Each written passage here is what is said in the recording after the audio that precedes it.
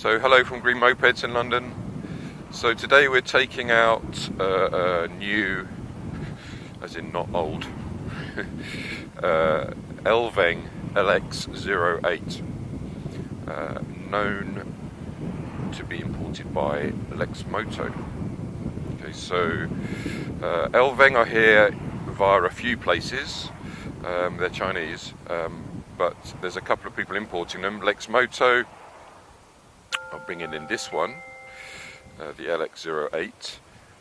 The electric motorcycle company, or the Moco as they're called, are bringing in an LX05, but they're calling that a Senda, S-E-N-D-A, and that's a 28 mile an hour bike.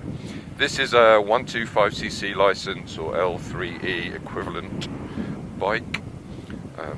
Its top speed is 45, 46, 47, and it is running on a 4 kilowatt motor made by Bosch. So if you're worried about quality, hopefully that part will give you some comfort. Also on the batteries, they are by LG, so that bit should be good news as well. Okay,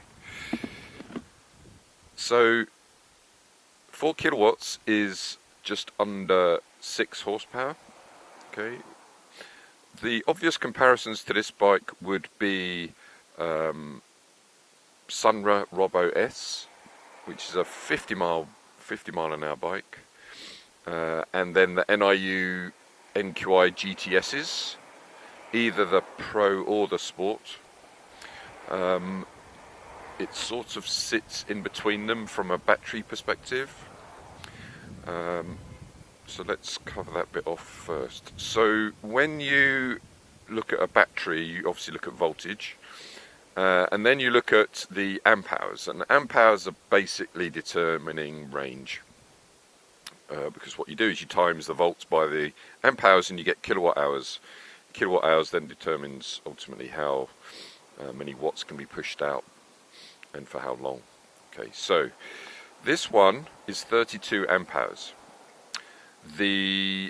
Let's assume that we're just comparing it to other 60 volt batteries for now.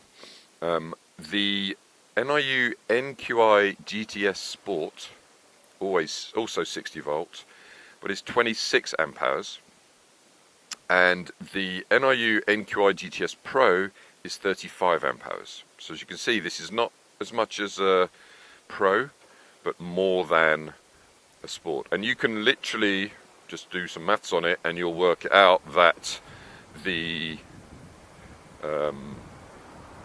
bike has about 23% more than an NQI GTS Sport and about 9% less than an NQI GTS Pro. In other words, you would expect, if everything else was the same, you would expect the Pro to give you about 9% more, and the Sport to give you about a quarter less than this bike, purely on the batteries. Forget about other things. Okay, so the quoted range of this is going to be 60 to 70 miles. It's got 2 batteries, remember, so let's say 25 to 30 miles per battery, which is sort of reasonable. So you're looking at, probably about 60 mile range. Okay.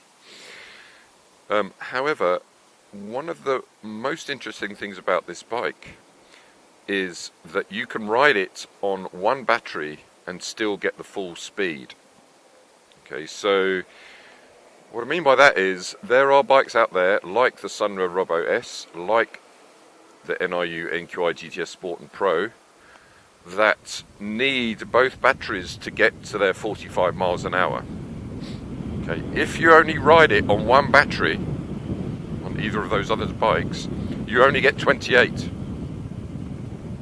Okay, so you have to have both batteries to get the speed. This bike, you don't. You get the full speed with one battery loaded or 2 batteries loaded. So in other words, the second battery is only really giving you more range. Although you can see here on the dash, it is consuming them equally. But if I took out one battery, I would still get 45 miles an hour on it. Okay, The Super Socko CPX does that as well. If you ride it on one battery, you still get 56 miles an hour. But as I said, on the robo-s and the NIU NQI GTSs, you don't. It goes down to 28. So that's, in some respects, quite an important or useful reason to choose this bike. You know, if you're riding around doing delivery or whatever, and you want to still do your full speed, you can still do that on this bike and have one battery being charged.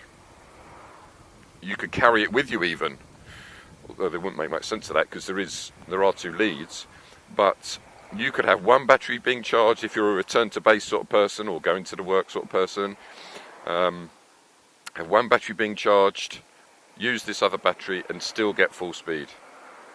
Okay, so it is quite handy that. The Horwin EK3 does it actually as well, that you only use the second battery for range just to cover it all off. Okay, so charging time is 6 to 7 hours, so nothing exciting. You can only charge one battery off the bike at a time unless you buy a second charger. Sunra, you would need a second charger as well. Off the bike charging I'm talking about here. Horwin, you need a second charger as well. Whereas NIU, you do get a splitter, but if you actually, I mean, it is included, so obviously it's an extra cost for the other guys. But that's a cipher there, no. It looks like a cipher over there, the blue one. That's also from Lexmoto. That's two. Interesting. Okay. So, yeah, you can only charge one battery off the bike at a time, but obviously if you can use and get the full potential out of the bike with one battery, then it's sort of fine, I guess, unless you see a reason to actually have to charge two batteries together. Obviously you can charge them both together on the bike, and the chargers are not so expensive. They're certainly not as expensive as an NIU charger, which is about £500 when you add it all up. But anyway, so 6 to 7 hours charging, and about 60-mile range. Okay, so while we're briefly stationary, nice sort of simple dash layout, trip, both batteries being consumed there, and then the mode I'm in. The mode 2 that I'm in right now, in fact I'll get to a faster road, I think gets me over to about 40, and mode 3 obviously gets me to top, and it's 4 kilowatts, so it's you know, it's probably a bit more acceleration than an NIU, and probably a bit less than a Sunra robo-s, and that's because the robo-s has a 72 volt battery. Okay, so these are all things that you probably don't want to think about, but it's quite interesting. I think that running on single battery thing is one of the most compelling reasons to buy this bike. As you look down here, you can see there's also quite a lot of floor space, and that's because unlike NIU or Sunra, they're putting both batteries under the seat. They're quite small batteries, but they can still get, as I said, 32 amp hours into them. So you would almost certainly need a rack. We can supply a rack if you need it, and then you're open to top boxes and all that sort of stuff. Okay, so that is something, but NIU, you nearly always need a rack as well. One of the advantages of a robo-s is that you get all the space under the seat for a helmet and other stuff. Okay, so yes, you would almost certainly buy this rack. It's running on 12-inch wheels, so the robos are doing that. The NIU NQI GTSs are running on 14-inch wheels. But one of the reasons, there are a couple of reasons to like bigger wheels. One is stability, going over bumps and stuff like that. The bigger the wheel, it's generally regarded as being better. But the other reason is more of a sort of physicality thing. I'm 6'1", and this here you can see I have no issues with turning the handlebars and hitting my knees. If you did that on other 12-inch wheel bikes, you would probably hit your knees. Okay, and that's simply because the bike is lowered down, but also a lot of these brands do not put this kink in the handlebars, so the handlebars are here in the first place, and that would be extenuated by the fact that you're running on 12-inch wheels. So on this bike, that part doesn't matter because they've dealt with it through the kink in the handlebars. Okay, so good on them. I often talk about ridges in seats. So one of the reasons it's good not to have a ridge in a seat is obviously it allows the rider to sit where they choose rather than where the seat tells them, and that often becomes a problem if you're taller, because if you put someone my height onto an MQI Plus Sport, sorry, and it's only running on 10-inch wheels, mind you, because of the ridge in the seat, I am literally forced to the front of the bike, and it makes it pretty difficult for me. If they had a flat seat, I could just shuffle back. Okay, but on this one, because they've put the kink in the handlebars, and the seat's, pretty standard size, having the ridge there doesn't really matter. It's not forcing me to the front of the bike. You can see there's quite a lot of space between me and the actual front of the bike, and as I said, the handlebars are not an issue. Okay, so that's good on them. What else to tell you? So let's talk about colours. So colours are red, which this one is. Hopefully you can see that, quite a bright red, and white in the UK. In China they have another colour, or three other colours in fact, one of which is quite a nice metallic green. Unfortunately we don't get that. But anyway, that's the way it goes. It is on the grant, so you are getting a 2-year warranty on the bike and a 3-year warranty on the batteries, which is obviously a good thing. In general, I say be wary of people selling bikes that are not on the grant, because normally that means your warranty is only 1 year, and as it is a sort of risk from their perspective to guarantee, say, their batteries for 3 years, and they choose not to do it, you might ask yourself, is that a good bike to buy if it's not on the grant? Okay, so we're just going to take it down this faster stretch of the A3 just to see what it does. So mode 2 looks like actually it's 35, not 40, and then we'll see what mode 3 gets us. Hopefully you can hear me okay. One of the things you will need to look out for is the lack of indicator noise. So no indicator noise at all. So you might be caught out like that. Okay, so as you can see, I mean, it's keeping up with traffic. I mean, people are not doing the full speed today, but so no issues. Okay, and as I say, I can still do this speed with just one battery. Okay, so that is quite a useful thing, I have to say. Okay, so 3,299 is the price of the bike after the grant. Okay, so it's actually, you're getting at more like 4,000 is the real price, including VAT. And that will give you, as I said, the 2-year warranty on the bike and the 3-year warranty on the battery. Okay. Other things it doesn't have, so it doesn't have an app. NIU are big on the app, and most of the reason to buy, if you're into an app, would be the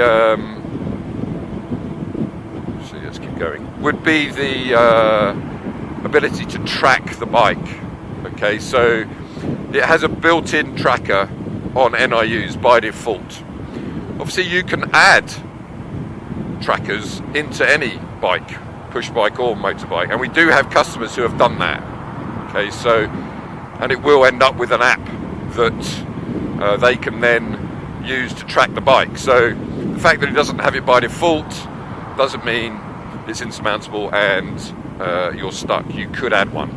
The other thing that the app does on an NIU and a Super Socco is checking, so checking the electronics and stuff, and software updates for fixing things in the BMS or what have you.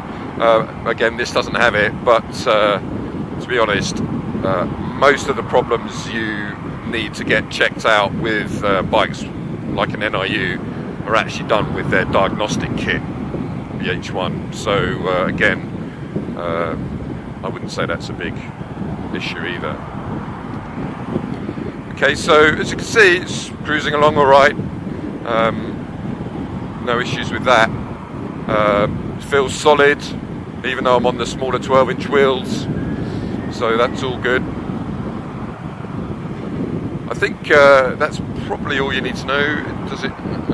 Yeah, so it doesn't have. It does have an alarm, which is obviously useful. It has a steering lock, disc brakes, can take two people. It's got the pegs, and 3299, which is exactly the same price as a robo-s. Okay, so if you're looking at price, then that would be the same price, although it's slightly faster with more storage.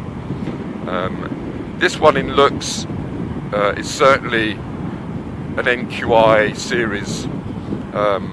Some might say it's plagiarism, in fact. About the same length, 1.9 meters. It weighs about the same, but obviously the NQI GTSs have the 14-inch wheels. But other than that, you're looking at basically a similar design. Okay, so I hope you found that useful. Obviously there are many more reviews on our YouTube channel, so please subscribe to that. We will be doing a static review of this bike, comparing it to probably a robo-s and NQI, and so look out for that, and hopefully you found that useful. So thanks very much.